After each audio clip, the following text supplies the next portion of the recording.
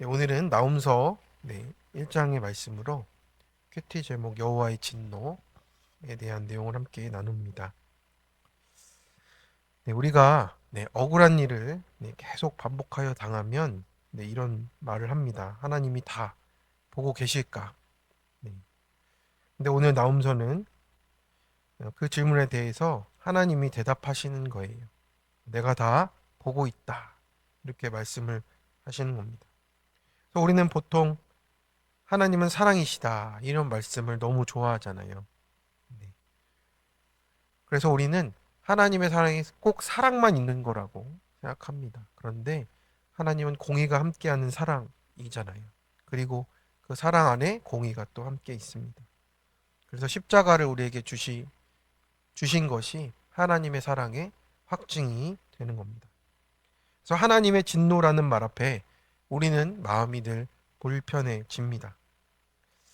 우리 선지자 나홈의 이름이 참 또 생각하게 합니다. 원래 선지서에서 선지자의 이름이 그 선지자의 예언의 내용의 핵심을 담고 있다고 봐도 무방합니다. 선지자 나홈의 이름의 뜻은요, 위로, 위안이란 뜻이에요. 그런데 나홈서를 쭉 읽어보시면 알겠지만 심판의 메시지로 가득해요. 그런데 위로랑 위안이라고 말을 하는 겁니다. 근데 이 심판이 하나님의 백성에게 위로가 되기 때문에 그렇다라는 거죠. 성경은 우리에게 이렇게 말해요. 하나님을 정말 알려면요. 하나님의 진노하심을 알아야 돼요. 하나님의 진노를 모르면 하나님의 선하심도 모른다라고 하는 거예요. 우리도 자녀들한테 그러잖아요. 엄마 아빠가 좋게 말할 때 말을 들어. 선생님들도 좋게 말하면 말을 안 듣지. 뭐 이런 얘기를 하잖아요.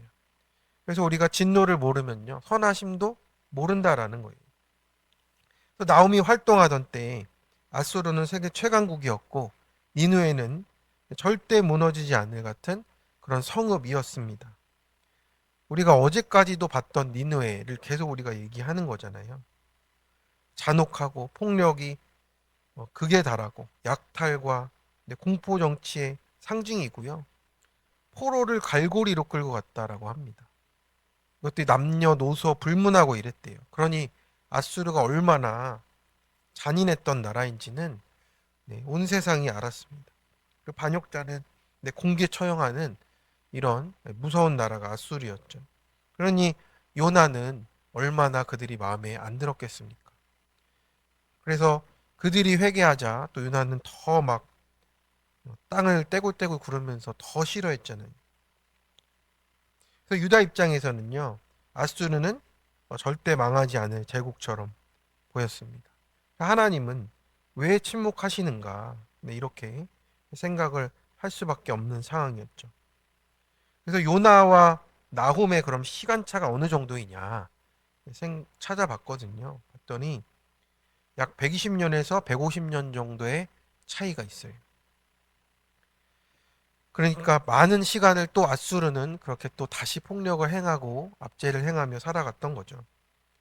요나 시대에 한 번 회개했지만 시간이 지나자 다시 폭력과 교만으로 돌아갔고, 요나 때는 하나님께서 한 번 니느웨의 죄를 유예해 주셨지만 이제는 그 심판을 확정하신 거예요. 하나님 무서워하지 않으면 결국 죄가 무섭지 않게 된다라는 겁니다. 사람들은 그래도 말합니다. 하나님은 오래 참으시잖아. 그러나 하나님은 본문에서 분명히 말씀하세요.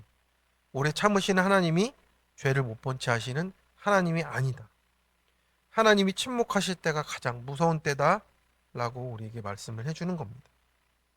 우리가 첫 번째로 거룩한 진노와 심판을 두려워해야 되는 거예요.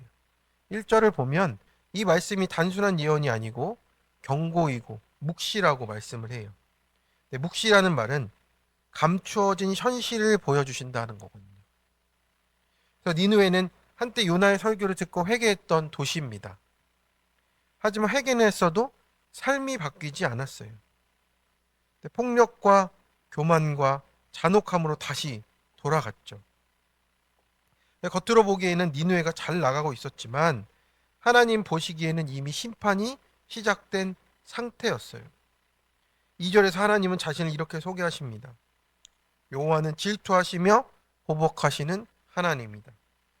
여기서 질투는 감정에 대한 것이 아니고 언약을 깨뜨리는 죄에 대한 분노예요.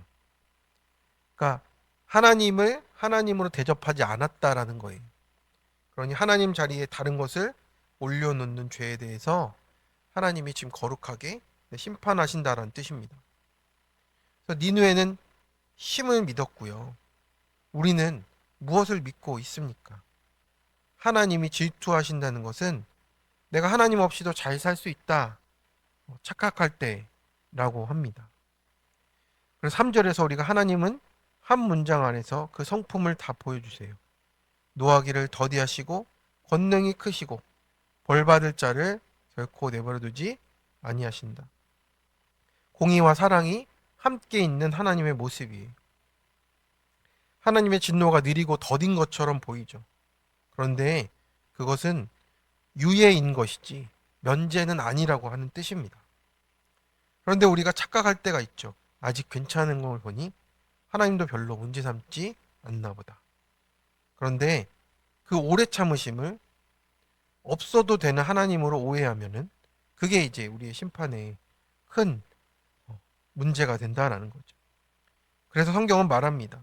참으심은 회개할 기회를 주는 시간이지 죄를 승인하신 게 아니다. 4절과 5절에서 보면 나움은 모든 자연을 동원해서 하나님을 드러내고 있습니다. 바다가 마르고 강이 마르고 산이 흔들리고 이것은 시적인 표현이기도 하지만 하나님 앞에서 인간의 모든 기반이 무너진다라는 뜻이에요. 하나님이 흔드실 때 흔들리지 않는 것이 없다. 그 진노 앞에서 내 삶의 안정감과 성공과 자존심과 경건한 우리의 모든 외모도 아무 소용이 없다라고 말씀하는 거예요. 그래서 문제는 흔들릴 때 우리가 어디를 붙잡느냐라고 말씀하는 겁니다. 그래서 우리가 하나님의 오래 참으심을 은혜로 여기고 회개의 기회로 우리가 생각해야 되는데 방치로 착각할 때가 있었어요. 그리고 말씀을 듣고도 삶이 바뀌지 않았던 니느웨의 모습이 우리 안에 있었다라는 거고요. 그래서 우리가 하나님 침묵하시는 시간을 회개할 기회로 여기지 못했던 우리의 교만이 있습니다. 적용 질문입니다. 지금 내가 하나님 없이도 잘 살 수 있다고 착각하는 부분은 무엇입니까? 내게 온 심판 앞에 니느웨 같은 내 힘을 의지하고 있습니까? 하나님 앞에 두렵고 떨림으로 회개의 자리로 나아가십니까? 두 번째입니다. 주께로 피하는 자에게 선하심을 보이십니다. 그래서 6절에서 다시 질문이 나타나요. 누가 능히 그의 분노 앞에 서겠느냐라는 거예요. 그 대답은 아무도 없다라는 거예요. 여기서 우리의 신앙의 방향이 갈려지는 겁니다. 서 보려 하는 사람은 망하는 것이고 하나님께로 피하는 사람은 산다라는 거예요. 7절이 나음서 전체의 복음의 말씀이에요. 여호와는 선하시며 환난 날의 산성이시라. 그는 자기에게 피하는 자들을 아시느니라. 이 말은 진노의 하나님이 갑자기 변하셨다 이런 뜻이 아니에요. 진노의 하나님께서 우리에게 피할 길을 열어두셨다라는 뜻입니다. 여기서 피한다는 말은 차사라는 단어인데 숨다 의지하다 전적으로 맡기다라는 뜻이에요. 그래서 우리가 하나님의 진노를 피하는 길은 내가 착해진다라는 게 아니고 하나님께 숨어서 하나님께 전적으로 맡기며 나아간다는 뜻이에요. 그래서 자기에게 피하는 자를 아신다라는 뜻은요. 이름만 안다 이게 아니고 관계적으로 책임지신다라는 뜻이에요. 그래서 성도는 이 문제 앞에서도 다른 겁니다. 문제가 없어져야가 아니라 문제가 있지만 피할 산성이 하나님이시고 그 하나님이 나의 피할 산성이 되신다는 게 이 인생들과 세상의 인생들과 다르다는 거예요. 진노하신 하나님이 동시에 산성이 되시니 이것이 구속사라고 하는 겁니다. 니느웨는 힘을 의지했고 멸망하게 됐습니다. 그런데 우리는 십자가로 피하면 살게 돼 있어요. 8절에서 하나님은 대적을 흑암으로 쫓아내신다 하십니다. 니느웨에게 심판의 말씀이지만요, 우리에게는 내 안의 죄를 몰아내신다는 약속으로 들려야 돼요. 하나님이 내 인생을 무너뜨리시는 게 아니라 나를 무너뜨리는 죄를 지금 다루고 계신다라는 겁니다. 우리가 환란이 올 때 그래서 하나님께 피해야 한다라는 겁니다. 사람을 의지하고 또 합리화하고 바쁘고 자기 연문성으로 도망치는 게 우리의 모습입니다. 끝까지 나의 힘을 의지하는 니느웨 같은 모습이 된다라는 거죠. 진노의 하나님이 사실은 우리가 그 하나님께로 돌아오라고, 하나님께로 피하라고 산성이 되시겠다고 하시는 하나님의 힘을 또 깨닫게 하시기 위해서 우리를 부르신다라는 겁니다. 그래서 우리가 하나님께 숨지 않으면 결국 죄 뒤에 숨게 되는 것과 마찬가지예요. 성도 여러분, 나음서는 심판의 기록이 계속 반복이 됩니다. 그렇지만 무서운 책으로 끝나지는 않아요. 회개할 수 있는 오늘이 있다고 말씀을 하시는 겁니다. 진노를 가볍게 여기면 니느웨의 길을 가게 되는 것이고, 진노 앞에서 하나님께 피하면 구속의 길을 걷게 된다라는 거예요.